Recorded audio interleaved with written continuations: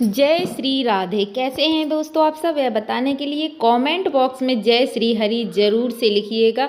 बैसाख का बहुत ही पावन पुनीत महीना चल रहा है। बैसाख के महीने में स्नान दान का बहुत ज़्यादा पुण्य फल प्राप्त होता है और गणेश जी की कहानी कथा सुनने से, गणेश जी की भक्ति करने से, भगवान विष्णु की भक्ति करने से बहुत ही पुण्य लाभ की प्राप्ति होती है। मैं कीर्ति वाजपेयी आपका बहुत बहुत स्वागत करती हूँ काव्या फैमिली ब्लॉग में। तो आज संकट चतुर्दशी का जो व्रत है उसकी कथा हम आपको सुनाने वाले हैं और बहुत ही सुंदर पावन कथा है। तो वीडियो को अंत तक जरूर देखना और कमेंट में जय श्री हरि जय गणेश भगवान की जरूर से लिखिएगा। तो कथा इस प्रकार है कि बहुत प्राचीन समय की बात है। किसी गांव में एक बूढ़ी माई अपनी झोपड़ी में रहती थी। उसके बेटे और बहू ने बूढ़ी माँ को अपने घर से निकाल दिया था। तो बूढ़ी माँ भीख मांग कर अपना गुजारा किसी तरह से करती थी। इसी तरह से दिन बीत रहे। एक दिन गणेश जी ने सोचा कि क्यों ना चलकर पृथ्वीवासियों की परीक्षा ली जाए और गणेश जी ने एक छोटे से बालक का रूप बनाया और पृथ्वी लोक पर आ गए। एक हाथ में एक चम्मच में दूध लिया और दूसरे हाथ में मुट्ठी भर चावल। अब गणेश जी हर घर में जाते और सबसे कहते कि मेरी खीर बना दो इस दूध और चावल से। सभी मना कर दे और हंसने लगते कि देखो बालक कैसा बौरा गया है, कहीं इतने से दूध चावल से खीर बनाई जाती है। गणेश जी हर घर में जाते और हर घर से उन्हें यही जवाब मिलता। अब गणेश जी बूढ़ी माई के घर पे आ गए और बोले, बूढ़ी माँ ये दूध और ये चावल है, इससे मेरे लिए खीर बना दो।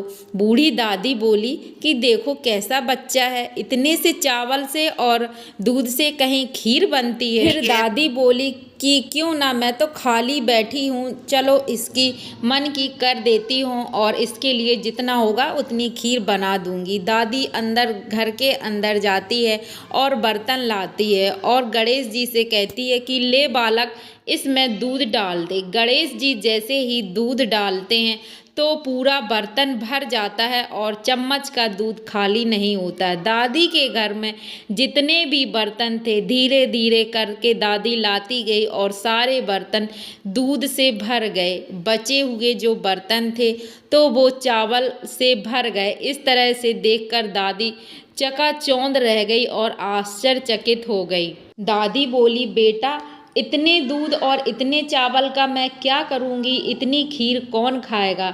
गणेश जी कहते हैं, दादी आप खीर बनाओ, मैं पूरे गांव में बुलावा भेजता हूँ और आज हम पूरे गांव को खीर का भोजन कराएंगे। इस तरह दादी रसोई घर में जाती है और बड़े से बर्तन में खीर बनाने के लिए चढ़ा देती है। गणेश जी गांव में घर घर जाकर न्योता देते हैं।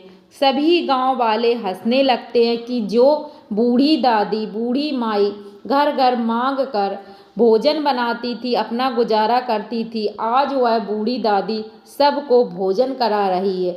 चलो चल कर देखते हैं कि बूढ़ी माई ने क्या बनाया है। इधर दादी के जो बहू और बेटे थे उनको पता चलता है कि माँ ने खीर बनाई है, पूरे गांव को न्योता भेजा है। तो बेटे बहू भी नाती पोते के साथ दादी के घर भोजन के लिए आ जाते हैं। दादी जब नाती पोतों को देखती है तो मन में बहुत खुश होती है और कहती है, देखो ये बेटे बहू जिन्होंने हमें घर से निकाला था आज स्वयं ही चलकर हमारे घर आए हैं। अब दादी इंतजार करती है गांव वालों का और इधर बहू रसोई घर में जाती है, देखती है कि इतनी सारी खीर, तो बहू का जी ललचाने लगता है कि कहीं ऐसा ना हो कि गांव वाले आ जाएं और सारी खीर खत्म हो जाए। तो बहू एक कटोरी में खीर परोसती है और गणेश जी का ध्यान करती है कि हे गणेश भगवान, हे गणेश जी आओ खीर का भोग लगाओ। इस तरह जब वह आंख बंद कर गणेश जी का ध्यान करती है तो गणेश जी भोग लगाते हैं और खीर का प्रसाद पाते हैं। इस तरह जब गणेश जी को भोग लगा देती है बहू और स्वयं भी खीर को खा लेती है, इसके बाद गणेश जी आप वापस आते हैं और माई से कहते हैं कि माई गांव वालों को भोजन करा दो।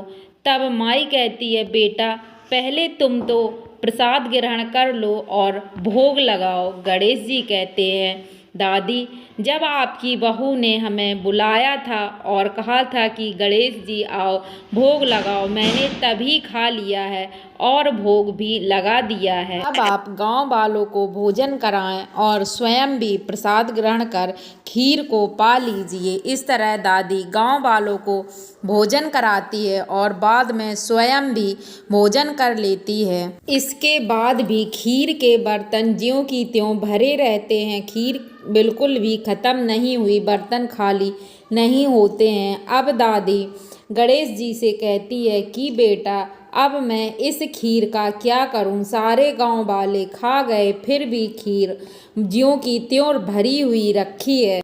गणेश जी कहते हैं, माई, इस खीर के भगोने को आप घर के चारों कोनों में रख दो और सो जाइए। इस तरह दादी माँ खीर के भगोने अपने घर के हर कोने में रख देती हैं और सो जाती है। जब सुबह सूर्योदय के साथ दादी उठती है और देखती है कि जिन भगोनों में दादी ने खीर भरकर रखी थी, उन भगोने में खीर की जगह मणि, रत्न, हीरे जवाहरात से भरे हुए हैं। दादी देखती है तो दादी के आंखों से आंसू बहने लगते हैं कि किसी दिन मैं भीख मांग मांग कर अपना गुजारा करती थी और अब देखो मेरे घर में हीरे जवाहरात का ढेर लगा हुआ है। तो हे गणेश जी भगवान, जिस तरह आप बूढ़ी दादी पर प्रसन्न हुए हैं, वैसे ही हम सब पर प्रसन्न होकर हम सबकी मनोकामना पूर्ण कर धन इत्यादि से पूर्ण करें। और जो भी इस वीडियो को लाइक करे, शेयर करे और इस कथा को दूसरे लोगों तक पहुंचाए, उन सब की मनोकामना पूर्ण कर उनके घर लक्ष्मी से परिपूर्ण भर दें। जय श्री गणेश जी महाराज की।